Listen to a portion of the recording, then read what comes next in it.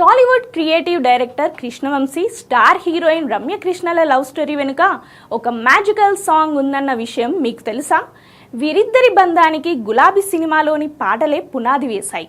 అప్పట్లో రమ్యకృష్ణ పెద్ద స్టార్ అయినప్పటికీ గులాబీ చిత్రంలోని పాటలు ఆమెను విపరీతంగా ఆకట్టుకున్నాయట.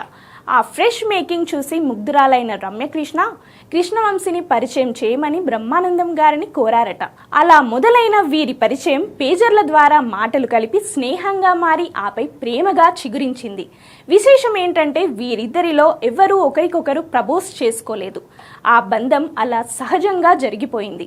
ముఖ్యంగా రమ్యకృష్ణలోని మానవత్వం, నిజాయితీ కృష్ణవంశీని బాగా ఆకర్షించాయి.